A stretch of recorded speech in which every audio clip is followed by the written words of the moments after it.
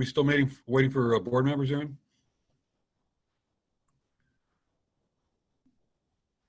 Sorry, I was just confirming a couple things. Anne Sheehan was having some audio issues. She was logging off and logging back on. Okay. But we can just give me 30 seconds here. Aaron, this is Rita. I'm on. Hi, Rita. Thank Hi. you.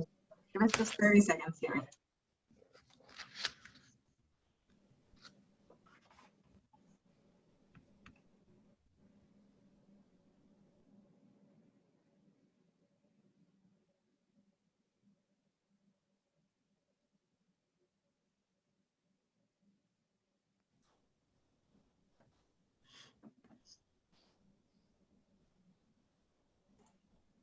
Here we are.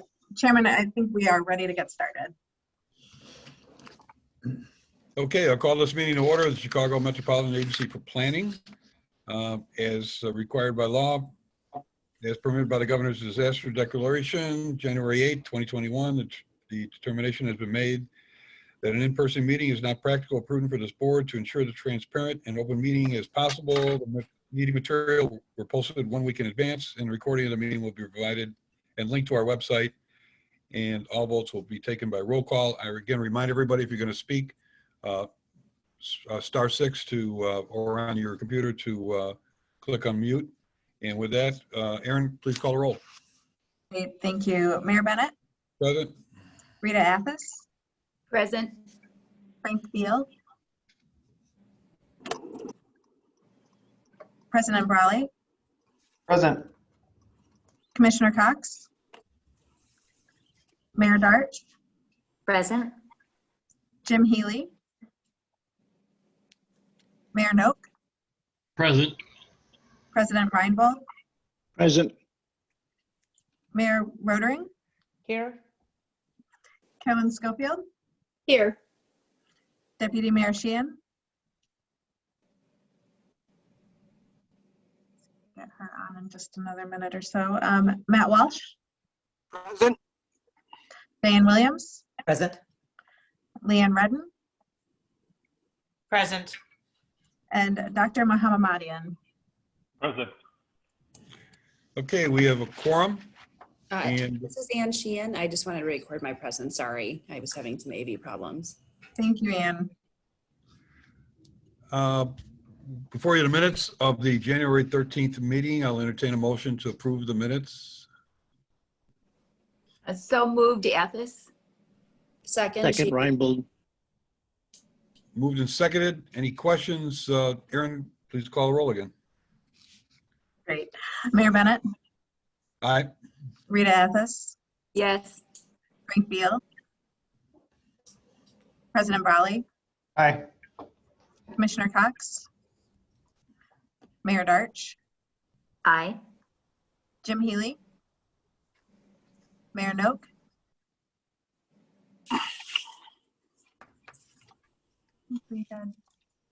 Mayor Noak,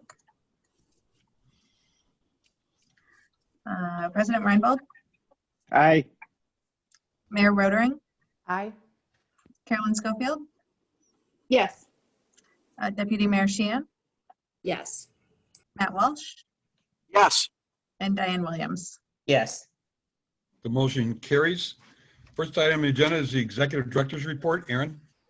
Great, thank you. And I'll just make note that Frank is on the line, and I believe we have confirmation that he voted on, yes, on the affirmatively on the minutes. So thank you. Good morning, everyone. As I mentioned last month, we started convened a traffic safety resource group in response to the growing number of fatalities across our region. We really will be working with the safety resource group to inform our safety action agenda, a regional safety action agenda, which will include safety improvements through the lenses of equity, engineering, education, and enforcement.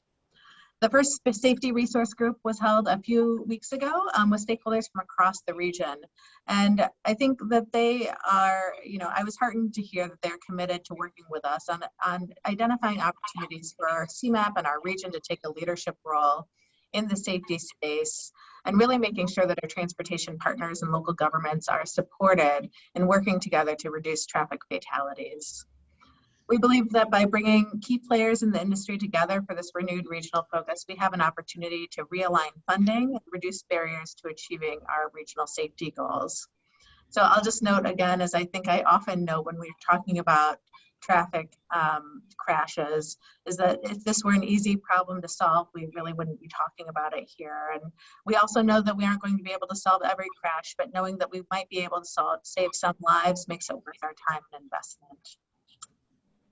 Also wanted to just note that I'm sure you're all aware that you saw former Mayor Pete Buttigieg has been confirmed as US DOT Transportation Secretary. The good news is that he already has a strong understanding of what regions can do. During his time at South Bend, he sat on their MPO policy board.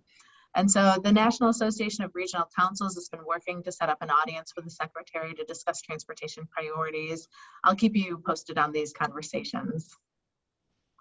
I also wanted to touch on federal transportation reauthorization principles. So as the federal transportation reauthorization bill is set to expire this year, CMAP convened 20 partners across the region to develop a set of shared principles to share with lawmakers. That was a real tongue twister. The principles were in your board packet.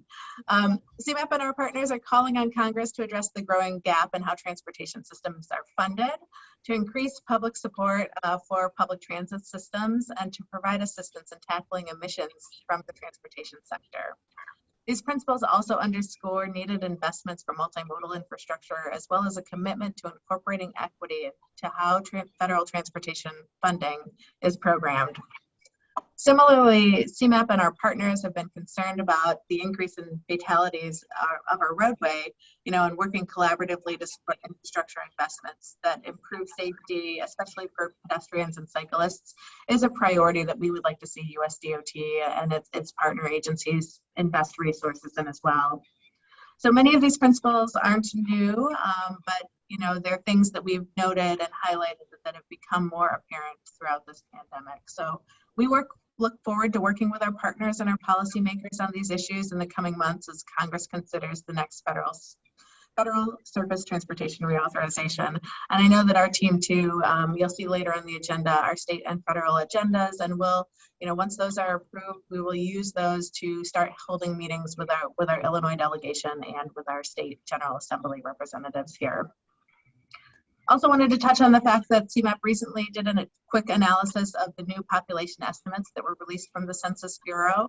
And I'm sure many of you saw the news that Illinois lost nearly 80,000 residents in 2020, making it the 7th straight year of population decline. So when compared to the 50 largest metropolitan regions across the US, Chicago, our region, had the 46th lowest growth rate. We garnered national attention and regional news coverage of our analysis, including Bloomberg, EZ, Politico, The Tribune, WGN, and about 10 other news outlets across the region. The question everybody really wanted to know was why, right? Why are we losing population and how do we stop it? And I'll say that our 2050 plan recognizes that there's probably not a simple answer, but it's a complex series of solutions that we need to tackle together. And so the plan is a really good springboard for us to talk about, think opportunities for reforming the way we think about our revenue sources in Illinois, thinking about ways that we utilize our land use and invest in our transportation system, and also our economic development initiatives as well across the region. We'll do further analysis when the Census Bureau releases its additional data. The last thing I wanted to do, I know we sent out some images, a folder of images of the old post office, but I wanted to show you some professional photos. Those were just sort of quick snapshots. So if I could have the next slide. I want to thank also, while we're getting to the next slide here, Angela and her team, our finance and administration team, for all of their hard work and dedication. They've been working throughout this pandemic to make sure that the move went smoothly, to make sure that the construction is getting completed, our IT infrastructure is in place, and that we'll be ready to roll when the time and day comes when we can all get back together here. So just a few photos here for you to look at. Cubicle space. There was the break room, lunch room, and the entryway, and then just sort of a common sitting area here in the office. So I'm excited about the space. I'm here today, but can't wait to have the rest of you in here as well. So with that, Mayor Bennett, that concludes my executive director's report. Boy, I'd like to have lunch in that open area. It's nice. Okay, moving on. Under committee reports, Mayor Reinbold. Thank you, Mr. Chairman. The coordinating committee met this morning. The committee approved the proposed fiscal year 2022 unified work program. This program will be next presented to this body in March. The committee also heard a presentation on the agency's upcoming mobility recovery work. The committee discussed the importance of partners, the increase of truck congestion from distribution centers, also walkability / bike pathability and connectivity, and the value of affordable and convenient transit to our communities. We also covered the near-term need and dynamic nature of the project in collaboration with the Safety Resource Group and the RTA on their Back to Transit initiatives. The committee also discussed the safety planning and capacity building assistance that is being offered from the joint call for projects with RTA for technical assistance. The call closed last week, and CMAP and RTA received a very good response from high and very high need communities. We also discussed the importance of the embedded planners as a resource excuse me, for capacity constrained communities and ways to get the information about the various CMAP assistance programs and opportunities out to our communities. Mr. Chairman, that concludes my reports unless there are any questions. Any questions of Mayor Reinbold or the committee report? Okay, moving on. This is probably the main item on the agenda, and that's the item 6 on the draft 2022 budget and work plan. Aaron. Thank you. I'm actually going to turn it over to Amy McEwen, our Chief of Staff, to introduce this, and then we'll go through a presentation and have some pauses to allow for questions and opportunity for discussion if there are. Amy? Thank you. As Aaron mentioned, Amy McEwen, Chief of Staff. I also want to begin this presentation by really thanking Jason Navoda and Angela Manning-Hardiman and Molly, who all worked on this, as well as the entire finance staff to really help bring together the draft budget and work plan this year. If you can begin the PowerPoint slide. While that's loading, I'll remind you all that the last time we were together in the same room was during the presentation in March last year of the fiscal 2021 budget. So 11 months later, here we are with the next budget and work plan to look at. We certainly hope to see you in the office soon. We want to begin with accomplishments. So there have been many accomplishments over the last year, and our fantastic communication and engagement team put together a short video to really go over the accomplishments of the past year. Please go ahead and forward the video.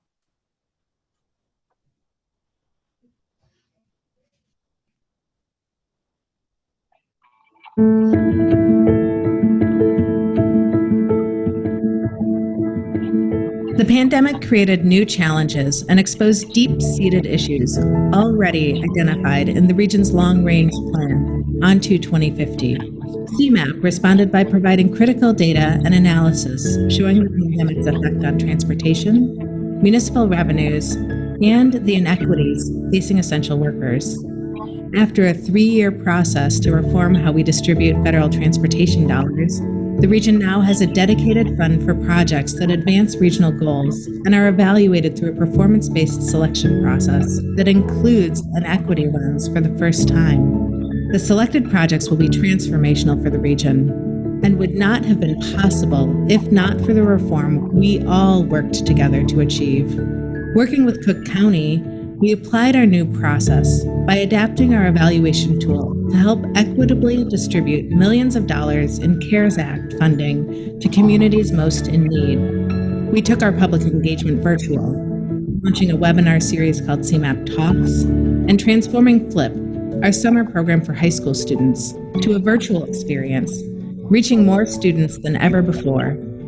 While 2020 brought unforeseen challenges, we began the year doubling down on 3 critical areas: building climate resiliency, ensuring an equitable transportation system, and growing an economy that works for everyone. To guide our work, we refreshed CMAP's core values to serve with passion, pursue equity, foster collaboration, lead with excellence, and drive innovation. Throughout the year, we supplied communities with information not found anywhere else, like comprehensive sidewalk data and water demand forecasts, while also highlighting economic development strategies like traded industry clusters. Our work with the region's 284 communities didn't stop there. Through our local technical assistance program, we worked with communities in all 7 counties and awarded 14 new planning projects. With support from the MacArthur Foundation, we provided Calumet Park and Sauk Village with dedicated staff support. To reach even more municipalities, we launched a new initiative called the Local Government Network, which we leveraged to share CMAP analysis on the census and a potential undercount in Black and Brown communities. Despite the pandemic, CMAP has made progress on many issues facing our region, while also moving to a new home at the old post office. We are looking forward to seeing you at our new space in the coming year as we work together to build back a stronger, more resilient region that serves everyone better.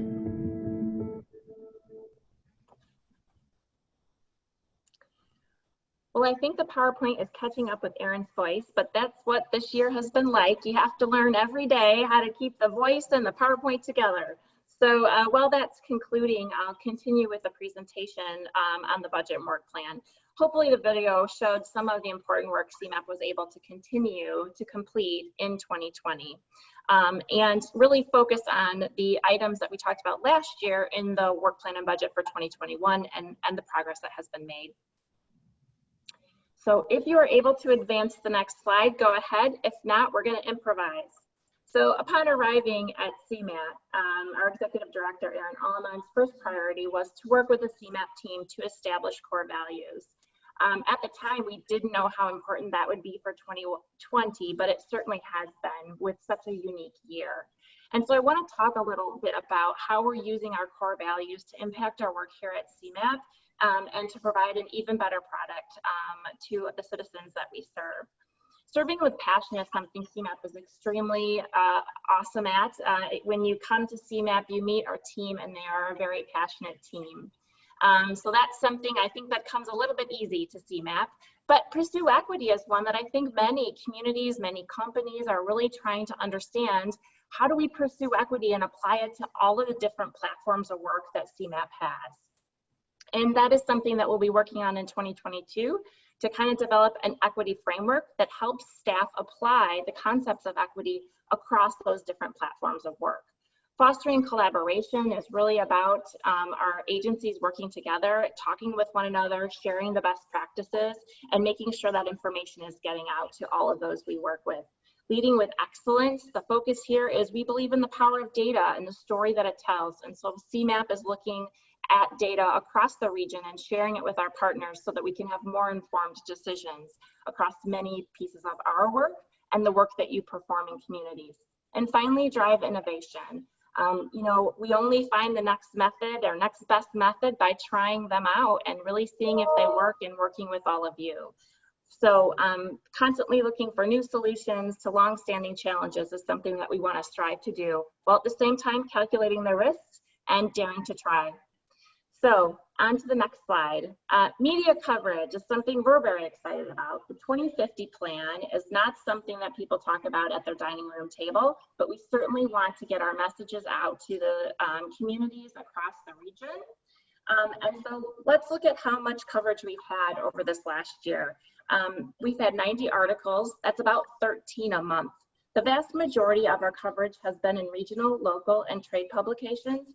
However, we have caught the attention of the national outlets, particularly with CMAP's work on census and essential workers analysis. We've placed 2 op-eds in Crane's Business this year. One was on equitable access to parks. Erin co-authored that piece with Arnold Brannell, the Cook County Forest Preserve, as well as an op-ed on freight and its economic impacts to the region. Issues that were of particular interest to reporters and drove a significant portion of our coverage include CMAP analysis of the potential undercount of the census data in Black and Brown communities, population estimates, essential workers, pandemic-related transportation impacts, and freight. We still have 4 months to go in this year, and we are really looking forward and can't wait to see all of the exciting coverage that the communications and engagement team has yet to complete. Next slide. The proposed fiscal year 2022 work plan and budget are for the operations of the agency, including all of our divisions, which are planning, policy implementation and legislative affairs, research analysis and programming, communications and engagement, finance and administration, and the executive office. We did reorganize our divisions a little bit this year to try to better address all of the work that CMAP does. So if you're looking back at historical budgets, you'll notice that. Some of the key elements to that shift were to really have policy implementation, focus and partner with legislative affairs, and also to bring together the research analysis and programming team.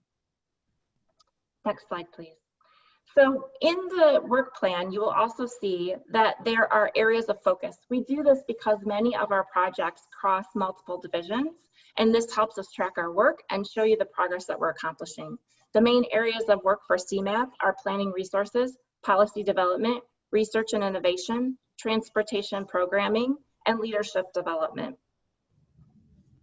Next slide, please. The Onto 2050 plan has many recommendations, and it has a 30-year planning horizon. Understanding it is important to focus our efforts for the next 3 to 5 years, we got together as a group and selected priority areas to focus on in the short term. We considered both the region's needs, the ability and strengths of CMAP to create positive impact, and the fiscal year 2022 work plan is organized around these priority implementation areas, including transportation, climate, and economic resilience in our region. With that, I want to turn it over to Laura Wilkeson, who's going to cover our first priority area, transportation. Thanks, Amy. I'm Laura Wilkeson. I'm a Deputy Executive Director of Plan Implementation for Legislative Affairs here. And if we can stay on this slide, please, I'd like to introduce the transportation priority area with the goal of a safe and reliable transportation system that works better for everyone. Staying here, I want to say that we're going to continue our work to fully fund and support the transportation system. As we previously discussed, much of our focus this year will be on the Mobility Recovery Project. But we're also moving forward with projects such as the Complete Streets Implementation Guide. Actually, if we can go back to the last slide and stay on that for just a moment, so it shows the Complete Streets Implementation Guides, that would be great. We're a little delayed on our end, so our apologies, but we'll try and get back there, Laura. Great, thanks. We're also moving forward with projects such as the Complete Streets Implementation Guide to identify opportunities and challenges for these types of projects that include both the benefits of economic stimulus and being able to recommend priority investments. We also want to highlight our work on pavement management plans for local agencies that will bring innovation to asset management. We have a number of projects that will pursue equity in our transportation system. There's the Transportation Equity Framework, which will inform and help screen future programming, policy development, and research analysis to ensure that CMAP's activities advance the mobility option of the residents of EDAs and vulnerable users of the transportation system. As we discussed last month, we're embarking on the Equitable Engagement Program that will cross all divisions. We'll also be promoting equity through the upcoming Equity in Fees, Fines, and Fares report and the implementation of those recommendations. There are also on-the-ground projects happening with communities like the Elevated Chicago Station Area Plans, which will develop action plans for these 2 station areas that are collaborative and community-led. Moving on to the recommendation to improve travel safety. This is critical to all the work that we do is the safety of our transportation system, and we're committed to making improvements through the work of this agency. As we discussed last month, we've kicked off the Safety Action Agenda, which included our recent Safety Resource Group meeting. This will be complemented by the Flossmoor Local Road Safety Plan and other local safety planning projects, which we expect to kick off with our recent call for projects. In addition to that, we're also assisting South Suburban Cook County communities through a local truck routing plans as truck traffic has continued to increase in that part of the region. That concludes transportation, and I'm going to move on into the climate space. In the climate space, our goal is to strive towards a regional climate action plan agenda for a transportation system with significantly reduced emissions. We will make progress in this area this year through projects that look at transportation strategies that improve air quality. And as we look to the near future, it's time to prepare for electrical vehicle infrastructure in our region. The CMAP team will address strategies for the growth and expansion of this technology. Also, our work to produce a commercial services vehicle touring model will provide critical information in the movement of trucks in our region and how that too will impact the environment. Lastly, in planning for climate resilience, as we have done 5 years ago, it's time to refresh our regional greenhouse gas inventory. Where possible, the inventory will include county and municipal data pertaining to energy consumption, transportation trends, and other critical topics. We're also embarking on a transportation vulnerability assessment initiative. This project will build off recent work that IDOT, RTA, and others have done to more broadly understand the climate vulnerabilities of the region's transportation system. It will develop strategies to reduce risk in the future. And there's also on-the-ground projects happening in this area as we work with the Central Council of Mayors to develop their transportation resilience plan. And I'm actually going to stop there as we've talked about transportation and climate before I hand it over to Stephanie Pfeiffer, just to see if there's some any questions or input that the board would like to give to any of the information that Amy shared or that I just shared before we move on to the rest of the work plan. Any questions? Go ahead, Laura. Great. Well, then I will pass it over to Stephanie Pfeiffer to continue. Are going to, Oh, my apologies for interrupting here. We are going to take just a moment. We noticed that our PowerPoint presentation had timings on the transitions. So we are going to PDF it real quick and put it back up here. So if you give us 30 seconds to get that going.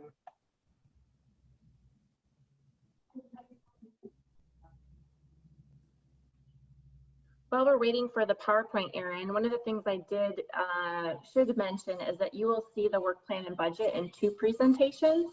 Today's presentation really focused on the high-level work elements that CMAP will be focusing on. You have a copy of the budget with all of the financial details, so we wanted you to have a chance to review those before we asked you to discuss them. So we'll return to the March meeting where we'll talk in more detail about the financials. All right, we are going to put the PowerPoint presentation back up here and transition to Stephanie. Thank you.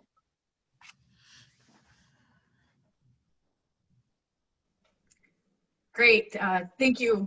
Thank you, Erin, and thank you. Good morning, members of the board. I am Stephanie Pfeiffer, the Deputy Executive Director of Planning.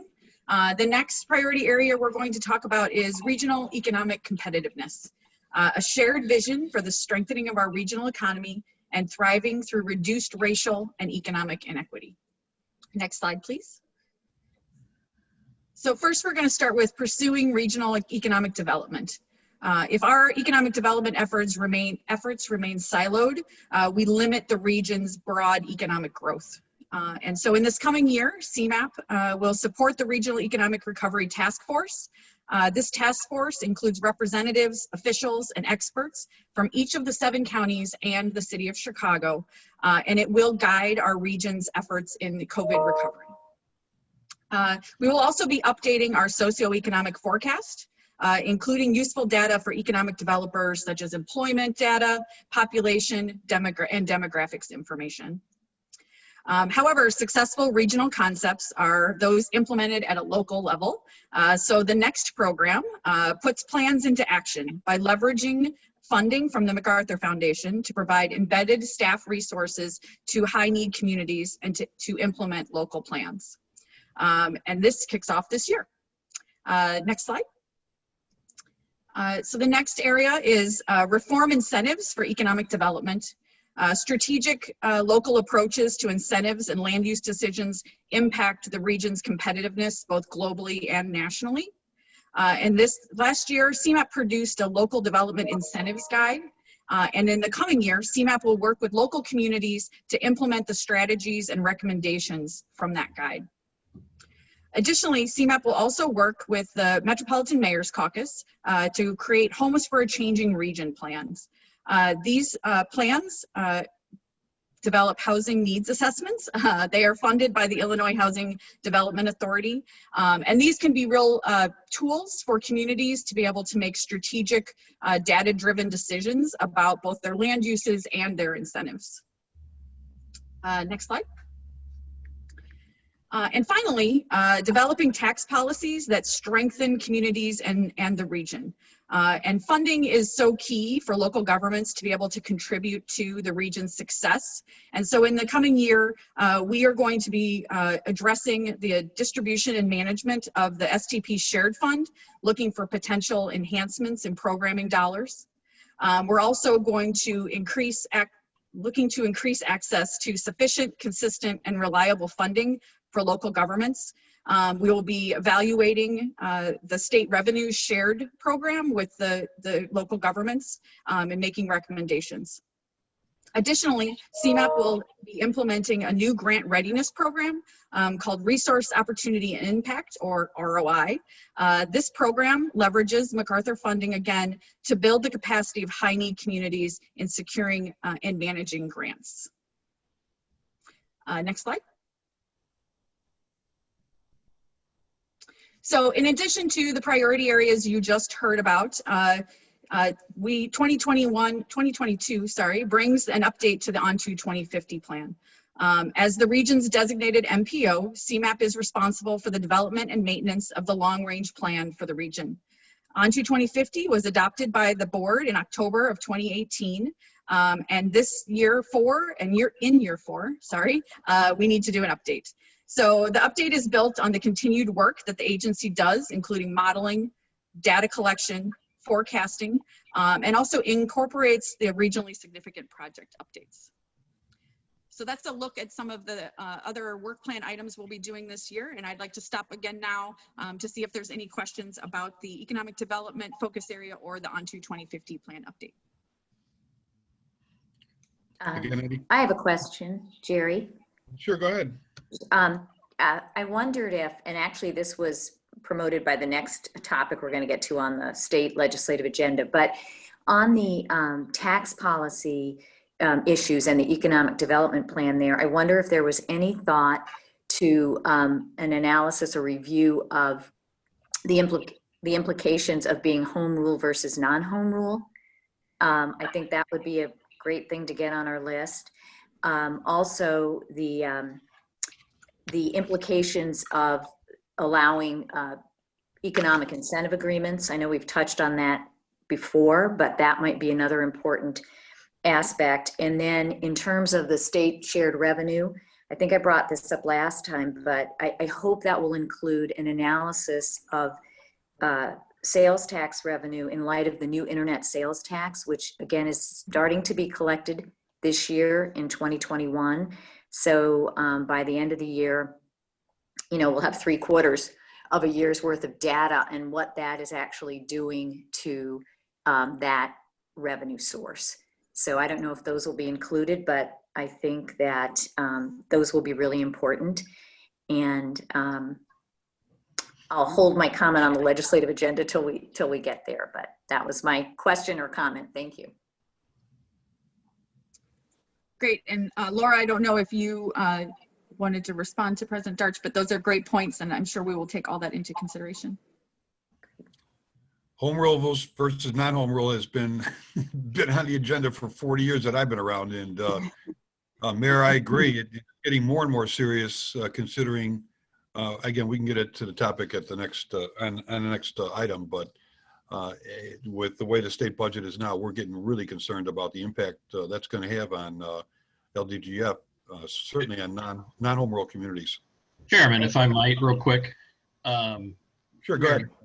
Mayor Nocare, I just also want to chime in from a different perspective, which is And I agree on the home rule versus non-home rule. Our non-home rule communities have suffered dramatically because of the lack of flexibility, and that's something of major concern. I just want to, as we delve into e-commerce issues, remind everyone who doesn't actually have to deal with the traffic and the negative impacts of e-commerce facilities, that revenue going to those that do receive these now is only thing that offsets the negative aspect of those packages coming to people's houses. So we need to be careful when we look at how e-commerce continues to be divvied up in the state of Illinois as we go forward, because those places that suffer the negative impacts need to be able to receive some of the positive of those activities.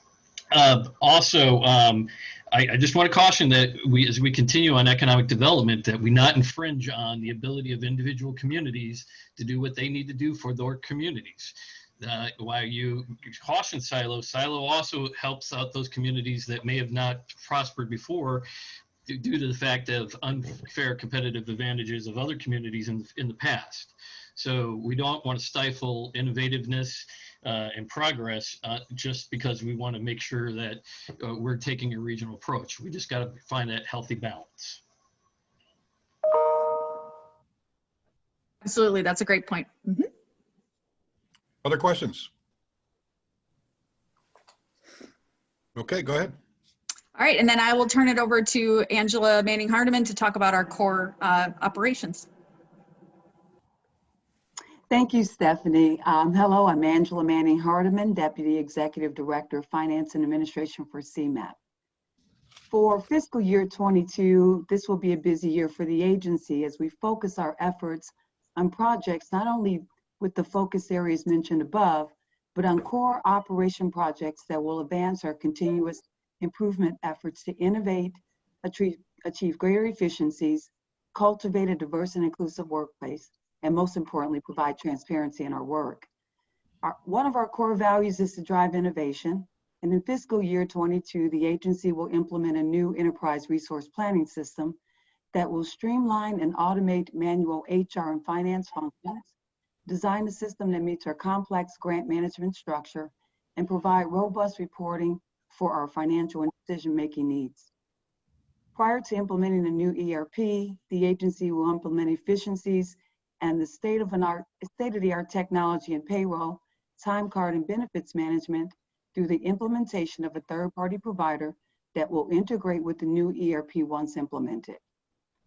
Under our core values, serve with passion, to build public trust and proactively share information, the agency will be implementing an agenda management system to automate and streamline the process of developing, managing, and implementing board and committee agendas, meeting materials, communications, and documentation. Greater public transparency is a primary focus under this effort. Our staff is important to the work we do, and our core values to pursue equity and foster collaboration best speaks to this belief. To foster a work environment that cultivates diversity of staff, equity for all, and inclusion at CMAP, the agency will be embarking on an exciting journey of developing a diversity, equity, and inclusion roadmap that will evaluate current policies and procedures, develop a framework for moving forward, and establish performance measurements for the agency to gauge success. And finally, to prepare our leadership team to deliver on the DEI roadmap and to effectively lead the agency's overall work, managers will participate in a series of leadership development initiatives that will be geared towards building teams, professional strengths, and a productive work culture. We look forward to sharing updates on these projects at future board meetings. And so there, I'll just pause to see if there's any questions on core operation projects planned for fiscal year 22. Again, any questions? Angela, thank you. Aaron, back to you, I guess, or? No, next slide is one me to more go over slide. the budget. Yep. Oh, I'm Next sorry. slide, please. Thank you. Just trying to move this meeting along, you know me. Today, the agency is submitting for review the 22 comprehensive work plan and budget, which incorporates the 22 UWP budget. This year, CMAP expedited the budget process to meet the April 1st deadline requested by IDOT to submit the 22 UWP budget. Under the comprehensive budget, CMAP is requesting $22.3 million in expenditures for fiscal year 22. This is a decrease of $650,000 or 3% from the prior fiscal year. I do want to pause here and make a note that you might see a different number of 490 in the book, but the actual number is 650, and we'll make sure that's corrected in the final draft, the final version of the budget.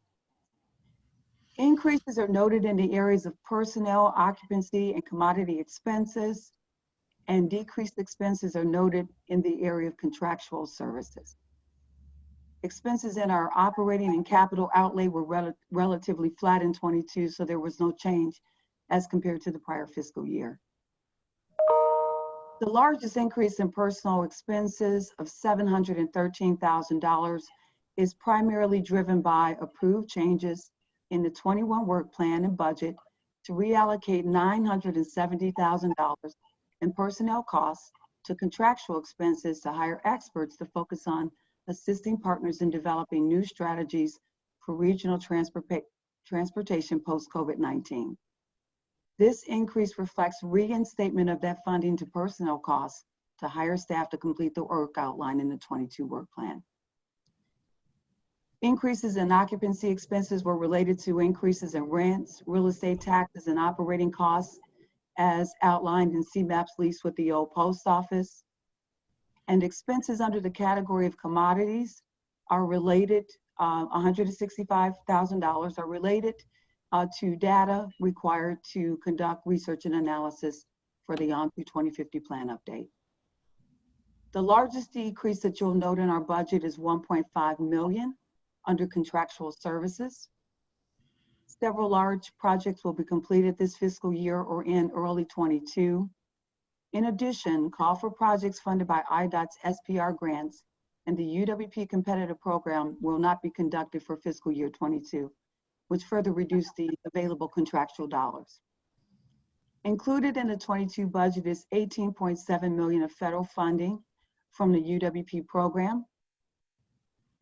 With the expiration of FAST Act and the one-year extension provided by the federal government, this amount is unchanged from the prior fiscal year. As I previously mentioned, there will be no UWP competitive program in 22, and the funding was redirected to core program to fund UWP agencies' operational programs. UWP core programs were fully funded and increased anywhere between 4 and 59%, depending on the specific agency's request. CMAP's UWP funding increased by less than 1% or $16,000. Over the next several months, the UWP committee will convene a series of meetings to discuss opportunities for improving the selection and award of projects to more closely align with regional transportation performance goals and objectives. A new UWP competitive program will be introduced with the FY23 budget process. And so with that, I'll pause to see if there's any questions on the UWP budget or the agency's comprehensive budget for fiscal year 22.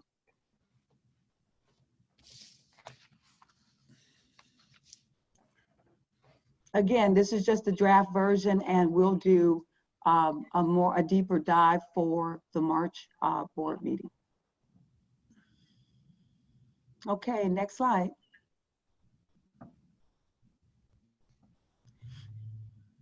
Next steps is just a reminder of the timeline. So this morning, the coordinating committee approved the FY22 UWP budget. On February 26th, staff will submit for approval the UWP budget to the Transportation Committee. At the March joint meeting, staff will submit for approval the final UWP budget to the CMAP board and the MPO Policy Committee. In addition, at that same meeting, staff will submit for approval the final annual comprehensive budget to the CMAP board. And finally, on April 1st, staff will submit to IDOT the final UWP budget. And with that, I'm happy to answer any questions about any of the information I've presented today.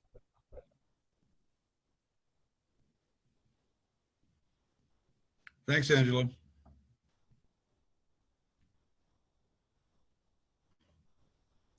I think on to the next item on the agenda. Oh, okay. Right, Amy?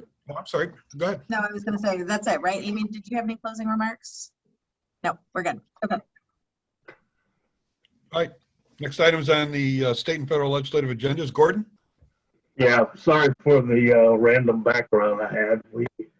Um, we had a staff member that was leaving and we made backgrounds and I forgot to change mine. So, but it is a community in the region and but it's all good. Good morning, everyone. I wanted to today ask for your approval of the state and federal legislative agendas, which are included in your packet. The staff uses those documents to pursue the key policy recommendations and on to 2050 and any actions by the board, and to guide and inform policymakers both in Springfield and in Congress. I'd be happy to answer any questions related to this topic, and I'm looking for a motion to approve. Questions first. Members? Yeah. Jerry, Karen Darch. Sure, Karen. So I have a question on page 6, which is the reform tax policy to strengthen communities. And the first paragraph on CMAP supports reforms to the criteria the state uses to direct revenues to local governments in order to, the clause, reduce wide divergences across municipalities. So the premise of that statement, so Chicago is probably always going to receive massive state shared revenue compared to most of the other municipalities in the region. And I don't think anybody would think that was unusual. I think there'll always be divergences across municipalities in the state return revenue. And so I a little bothered to have that in there. And, you know, the next line, allow each municipality to support its own desired mix of land uses. That kind of goes to what Mayor Noak, the comment he was making before. That kind of makes perfect sense, I think. So I'm wondering, even on that whole first paragraph, in light of the analysis that we just talked about doing, that the draft work plan has, if it's a little premature to have that included, and at least that phrase. So I'll stop and let others speak to that point. So Mayor, for my clarity, which recommendation are you concerned about? So I'm on page 6, Gordon, of what we got, and it's at the bottom where it's the CMAP supports. Mm-hmm. And there are 3 recommendations there. It's the first one, where it's reforming the criteria the state uses to direct revenues to local government in order to, the first part, reduce wide divergences across municipalities. I'm thinking that no matter what happens, there'll always be wide divergences across municipalities just by virtue of the municipalities being different. But I guess in light of the fact that the work plan calls for analyzing and looking at some of this, is it too soon to call for a reform of the criteria as opposed to a review of the criteria, or just leaving this paragraph out of this legislative platform and putting it in next year when we really know what we're asking for, or if we're more specifically might know? Well, and Mayor Noak, again, I caution that reform could be viewed by different legislators, and I agree that reform could be viewed by different legislators and different people in much different ways. And you know, we need to be very careful when this agency talks about municipal revenue sources and how they're divvied up, because there's a lot of minutia that is involved here. And I tell you right now, I don't know that we're getting quite into why those minutiae and those things are done. So I agree that sentence, I don't know about the paragraph, but at least that sentence. And the one thing I will say, I mean, this has been in the recommendation in the agenda for a few years now. And I don't think we're being specific about how those revenues are to be distributed. What we are suggesting that it needs to be evaluated, and that the communities need to get the tools necessary in order to meet their desired mix of services in their communities. Gordon, I agree. I mean, from day one, the fine line, I shouldn't even call it a fine line, about this agency versus action agencies like the Metropolitan Mayor's Caucus or the Illinois Municipal League, that the agency really didn't get specific as to the types of revenue sharing, just in general, to state constantly to a reminder to the General Assembly, that they need to, take an overall look at the things that's actually spelled out in the paragraph, not specifically as to individual items. I mean, the agency has always been in that position to certainly support local governments in our overall need of equity and revenues in general, or in the application of existing legislation that may limit or not limit, such as home rule or non-home rule items. So I think in general, the agency has always just taken a bigger picture of presenting to the General Assembly, always a constant review of how distribution takes place. So I don't find that threatening to the members of the General Assembly. This agency has always been, has always taken that position. I chair the legislative committee of the caucus, and we're meeting Monday. And Karen, I know specifically that, the items we talk about, is where our action agency in the purpose of our legislative agenda is to address those directly with the General Assembly on a specific basis. And I guess I would leave it at that. I don't think the agency has ever, taken up the cause of specific legislation, regarding revenue. So I personally don't find that as some type of committed situation to any particular municipality in general, but overall a review of revenue stream. Mr. Chairman, I totally agree with you. I think that has been the sentiment, but sometimes it's just good and healthy to have the conversation for the record. I'm fine that just stating that now, because I think it gives further guidance if anybody ever does try and view it in a different way. Just the fact that we've rediscussed it and just put it kind of out there for the record. I know Gordon's always been great on this. So, just sometimes you got to worry about ways people will look at it differently if we don't clarify what the intent is. And I say this because there's been, and I've seen it a lot more of the actions of this agencies are being brought into political discussions in local areas and in other ways that were never intended to be done that way, but are evolving into political discussions. So we have to sometimes be cautious of the fact that while our intention might not be that, others may take what we say and what we produce and use it in a different format from what it was intended for. No, I agree, Mayor. In the past, we've had actual tax studies done. We're the agency that prevents, studies and presents the past facts of what have gone on as far as distribution, and leave it in the hands of the policymakers and certainly the mayors and counties or board chairs to take that up specifically with with the General Assembly. But in overall, I think our obligation as an agency has in fact been to do studies and present information and facts as to what's taken place.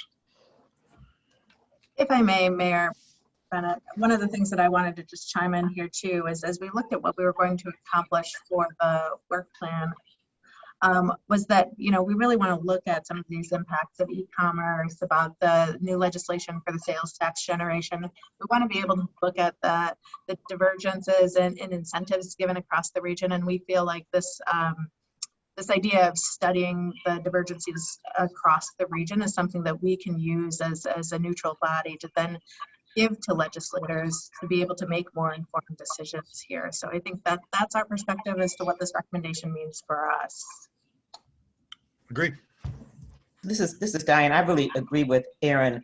I think it also, if you will, arms those smaller municipalities that don't have a lot of that data and information and sort of focus that they might need to have as they build their cases around these issues. So I agree with you, Aaron. Other questions? I'll entertain a motion that we approve the legislative agenda. So moved, Reinbold. Second, Diane Williams. Moved and seconded. Any further questions?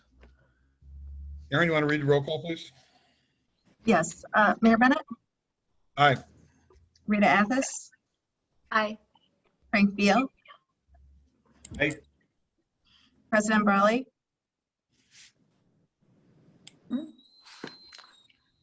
Commissioner Cox, Mayor Darch, Yes. Jim Healy, Mayor Noak, Yes. President Reinbold, Aye. Mayor Rodering, Aye. Carolyn Schofield, Yes. Deputy Mayor Sheehan, Yes. Matt Walsh, Yes. Diane Williams. Yes. Motion carries. Thank All right, you. motion carries. Thank you. Hey, Mayor, just want to, say that, if there are legislative issues that come up through the course of the General Assembly session, please reach out to me and we would be happy to talk to you about that. And Mayor Darch, if you've got other concerns, we would happy to have that discussion with you too, with our policy team at any point in time. So, I would say our doors are always open, but we're not in the office. My phone line is always open, or however you may see it. But I just want to make sure that, you realize you can reach out to us at any point. And Mayor, just a quick, overall update of what's taking place in the General Assembly. They're still in the process. A lot of things are going on, but there's not a lot to report of substance. The Senate has approved its proceedings, and they're going to operate remotely through the month of February. The House is meeting today in order to agree upon rules on how they will meet moving forward. And so that's a little bit, I'll say it's exciting, because the meeting in person has been a bit problematic for the General Assembly and for everyone for that matter. Next week, the governor will deliver his State of the State and Budget address. The staff will probably do an analysis of that and report the substance of what's included in his budget address. Major deadlines are appearing and shifting, as they always do, and they will continue to do that through session. The staff is continuing to gather information. We're monitoring legislation as it's being filed, and it's rolling out, by I will say the bushels, but it's more than that on a daily basis, and we're keeping an eye on that. We'll provide you updates on the things that are specific to the region onto 2050 and the board's action. And with that, I'd be happy to answer any questions that you may have. Other questions of Gordon? Hey, Gordon, it's Matt Walsh. How are you? How are you, sir? I'm well. Quick question. Is there an update on the state income tax? On the, I'm not following you there. On Sure. I mean, those talk about, obviously the referendum failed. Correct. Is there any update on an increase in the state income tax as far as the percentages?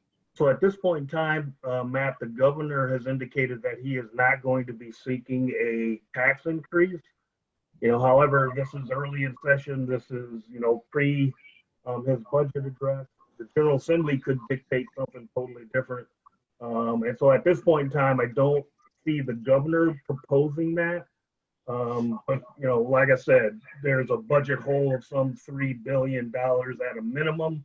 They have to fill that. So they'll work through that over the course of the next few months. And as we hear more information, I'll be sure to share that.